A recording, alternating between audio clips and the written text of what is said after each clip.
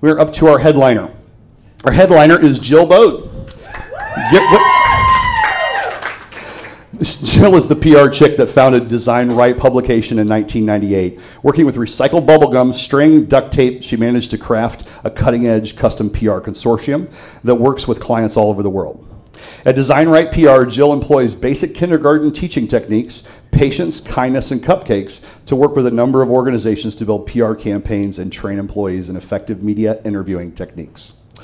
When she's not snacking on the previous mentioned cupcakes, it's awesome, Jill pursues disasters. As a member of the American Red Cross elite public affairs team, she travels around the country to large disasters to work with national and international media. Some of the disasters she's responded to included the Oklahoma City bombing, 9/11, Hurricane Katrina, as well as several commercial airplane crashes. Jill resides on the south side of Indianapolis with her trophy husband, Eric, and a secret location known only to the government and her neighbors. Please help me welcome Jill to the Spark stage.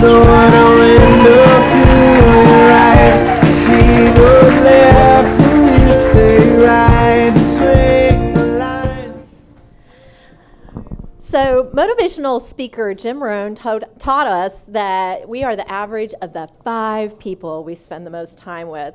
So a lot of us take care to surround ourselves with amazing people. These are my amazing people who will help us stretch and grow and become more successful. But what if I told you that your future, in fact your very life, might be dependent on the people sitting closest to you tonight? I know, right? Kind of worried. So turn to your left and put your hand on that person. Left, your left, left, right. Okay, good. Now turn to your right and put your hand on that person. And listen very closely as I say. In a disaster, by the way, it's good touch only. In a disaster, your chance of survival is the sum of the people close enough for you to touch. Let me repeat that.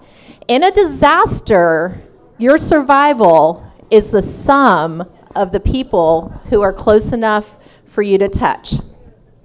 So let's talk about how to save a life. I have spent the last 22 years traveling around this country to extremely exotic locations such as Vicksburg, Mississippi, and Dubuque, Iowa. I have witnessed the aftermath of more than half a dozen airplane crashes, and I've seen the destruction wrought by hurricanes, tornadoes, fires, and floods. Here is what I know. No matter how good your fire department is, no matter how fast your police officers are, no matter how well your city government has planned, you and the people close enough to touch will be on your own for a period of time. Maybe a few minutes, or a few hours, or even days. But here's the thing, those initial moments when you're on your own, they're critical. They may actually determine whether you live or die.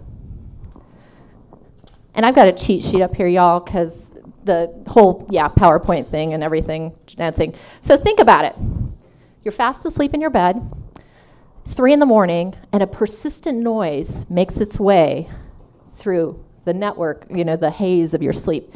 You sit up in bed, and right as you realize that you smell smoke, you hear a smoke detector going off, and you panic. My God, where are the kids? Where's the dog? Where's my phone? I gotta call 911. How do I get out of the house? Wait, where's my wallet? And on and on. If you smell smoke, you've got maybe 90 seconds to make it out of your house. How do you think you'll do? The single biggest predictor for how you'll do, and make no mistake, we all think we'll do really awesome under pressure. But there's a lot of reasons we may not. Some of those are physiological reasons. We may instead freeze up or run around like a chicken with our head cut off. Let me tell you about a story that happened to me. I was deployed to a hurricane with 4 other Red Cross folks. We'd been up for 4 days, nearly nonstop, and we were exhausted. We were going to get a good night's sleep tonight. Of course, that didn't happen. We woke up in the middle of the night to the fire alarm blaring and somebody pounding on the door.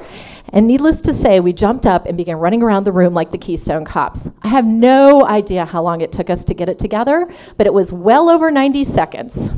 So here's the thing. Out of all the people in the world, we should have been able to evacuate in a timely and orderly fashion, right?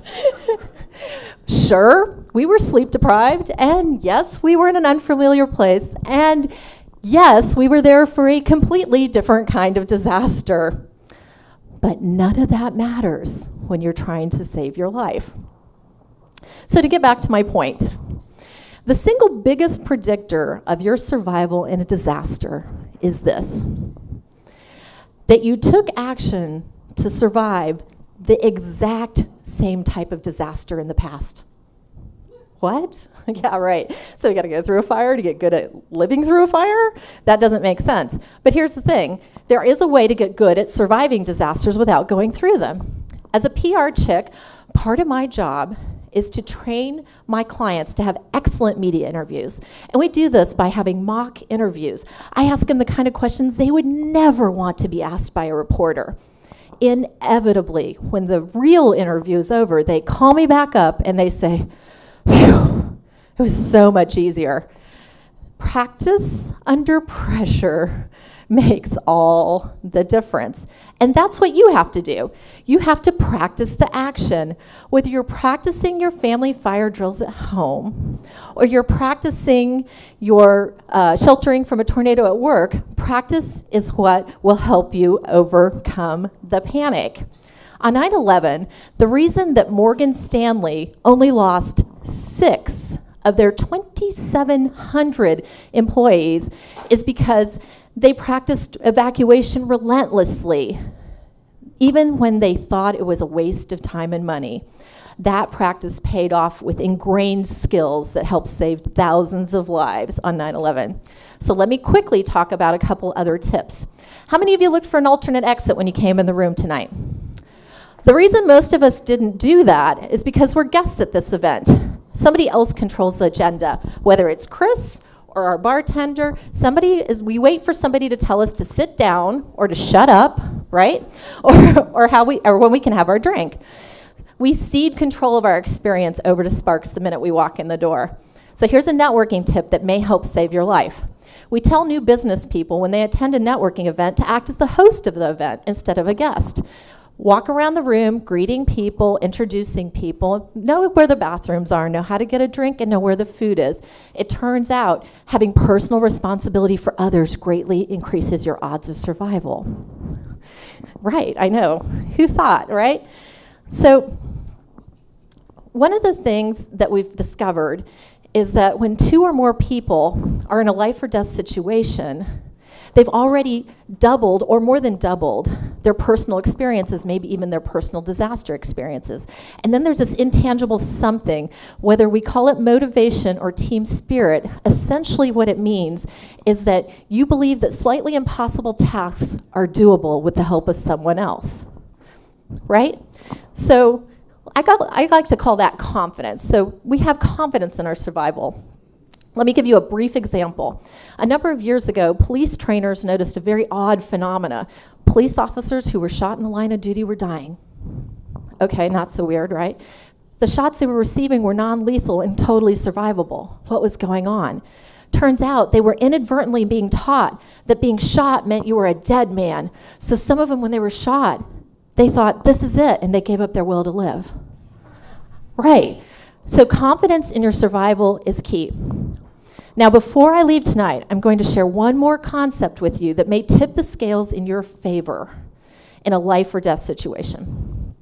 We've all heard of the fight or flight response. It's an autonomic response. That means you cannot help but be, like right now, for example, you cannot help but be affected by it. So what researchers tell us about it is the very best range for your heart rate in a high-stress situation is between 115 and 145 beats per minute. In that range, we have cat-like reflexes, and our sense of hearing and sight are amazing, kind of like the Bionic Woman or the $6 Million Man. But get to 145 beats per minute, and we deteriorate. We may get tunnel vision. We may freeze in place, or we may completely lose our hearing. So it makes sense to stay in that range if at all possible. Would you agree? Yes. Here's the secret. Breathe in for 4 seconds. Hold for 4 seconds. Breathe out for 4 seconds. Let's just do it again all together. Breathe in for 4 seconds. I'm not counting the seconds. Okay, we'll call it now. Hold for 4 seconds. And breathe out for 4 seconds. Don't you all feel better now? Yeah. And you just repeat that. It's a pretty cool way to create a parasympathetic response, which means your body can't help but become calmer. And calm is good in a crisis. So take action, help others, be confident, breathe, and above all, practice, so that the next time you hear a fire alarm, you will not hesitate to grab the people closest to you and head for the door. At worst, you'll get a breath of fresh air. And at best, that's how to save a life.